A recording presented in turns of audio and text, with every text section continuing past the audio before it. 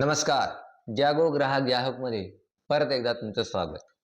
आज मी विषय घेऊन आलो आहे तुमच्याकडे कांजी बीटरूट कांजी. ही बीटरूट कांजी काय आहे ते तुम्हाला सांगतो आणि माझा अनुभव तुम्हाला सांगतो. ते मी कांजी या विषयाबद्दल अभ्यास केला. कांजी म्हणजे काय? हा कांजी शब्द म्हणलं की आपल्याला थोडा नवीन वाटेल. पण कांजी म्हणजे काही दुसरं तिसरं काही नसून हे इंग्लिश शब्द जर म्हणलं प्रोबायोटिक ते तुमच्या जास्त चांगलं लक्षात येईल. प्रोबायोटिक कांजी ही प्रोबायोटिक आहे आणि बीटरूट किंवा गाजर किंवा कोणत्याही भाजीपाल्याचं असं कांजी आपल्याला करता येतं. म्हणजे कांजीचं फर्मेंटेशन करतात आणि ते फर्मेंटेशन करण्याची अतिशय सोपी आणि खूपच सोपी पद्धत आहे, जे कोणीही करू शकतं आणि मी ती करून बघितली. मलाही सोपी वाटली म्हणून मी ती करून बघितली.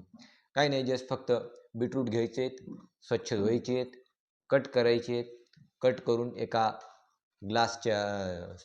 एका जारमध्ये, काचेच्या जारमध्ये ठेवा किंवा माठाच्या आपलं मातीचं घाडगं जे असतं त्यामध्ये ठेवा आणि त्यात पाणी टाका. ते बुडेल इथपर्यंत पाणी टाका आणि त्याच्यामध्ये त्या प्रमाणात समजा 1 लिटर तुम्ही पाणी घेतलं असेल तर कमीत कमी 5% मीठ टाका. ते पिंक सॉल्ट म्हणतात त्याला, ज्याला की आपण सेंधी लोण म्हणतो. ते सेंधी लोण टाका, जेणेकरून ती जे काही त्याचं आंबवण्याचा प्रकार जो आहे हा चांगल्या पद्धतीने होऊ शकेल. त्याच्यातले गुड बॅक्टेरिया वाढू शकतील, बॅड बॅक्टेरिया वाढणार नाही. तर हा प्रयोग मी सातत्यानं यूट्यूबवर काही बघून हा बघितला. त्यात बऱ्याच जणांनी हे सांगितलं आणि मी तो करून बघितला. तर त्याच्यावरून ही अशा पद्धतीने ही कांजी तयार झाली आहे. तर ही कांजी जी तयार झाली ही कांजी अतिशय चांगली लागते. आपल्या महाराष्ट्रामध्ये फार काही म्हणजे मी जिथं वावरलो तर तिथं कुणीही वापरत नाही असं लक्षात आलं.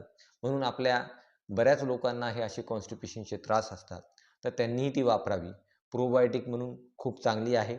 दुसरी गोष्ट, बीटरूट मी गेली 2-3 वर्ष झालं बीटरूट खाण्याचं सातत्यानं जागृत ठेवून आपल्या अन्नामध्ये ठेवण्याचा प्रयत्न करतो, पण तरीही तेवढं खाल्लं जात नाही. समजा पाव किलो बीट घरी आणलं तर त्याच्यातलं 1 किंवा दुसरं बीट आपण खातो आणि बाकीचे बीट तसेच वाया जातात. पण त्या बीटचं जर या पद्धतीने करून ठेवलं तर ते स्टोरेजही चांगलं होतं. या व्यतिरिक्त तुम्हाला ते रिच कंटेंट त्याच्यामधले मिळतात.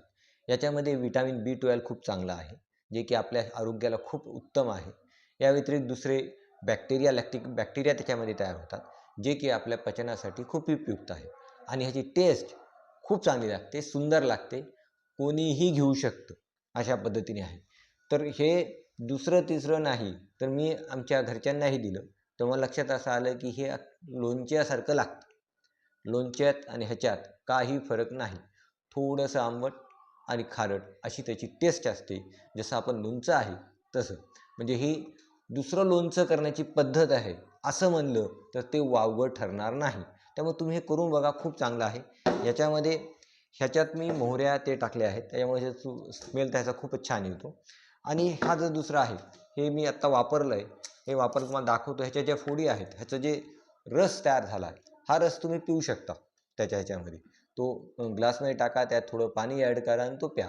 थोडंच प्या. एकाच दिवशी जास्त पिऊ नका, कारण हे फर्मेंटेड आहे. ॲसिडिटी वाढू शकेल तुमची. थोडं थोडं पेलं कुठंही काही त्या चुकीचं नाही. जेव्हा जेवणात घेताय तेव्हा ह्याच्यातल्या 1-2 फोडी तुम्ही जेवणातही घेऊ शकता. हे या पद्धतीने याच्या फोडी होतात आणि ह्या स्लाइटली आंबट आणि खारट, म्हणजे एकदम लोणच्याची चव ह्याच्यामध्ये लागते. तर तुम्ही करा, खूप चांगलं आहे, आरोग्याला चांगलं आहे. महागातले औषधं खाण्यापेक्षा, त्याच्यातून न्यूट्रिएंट घेण्यापेक्षा या पद्धतीच्या आपल्या जुन्या पद्धती आहेत, या जुन्या पद्धतीचा वापर केला तर तुम्ही तुमच्या अन्नामधलं पोषण तत्व वाढवू शकाल. अगोदरच बाहेरच्या अन्नामध्ये पोषण तत्व राहिलेलं नाही.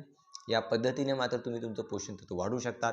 सोपी आणि अतिशय स्वस्त पद्धत. तर तुम्ही करून बघा, खूपच चांगली आहे. तर हा तुमच्यासाठी छोटासा माझा प्रयोग आणि या प्रयोगाबद्दलची माहिती. धन्यवाद.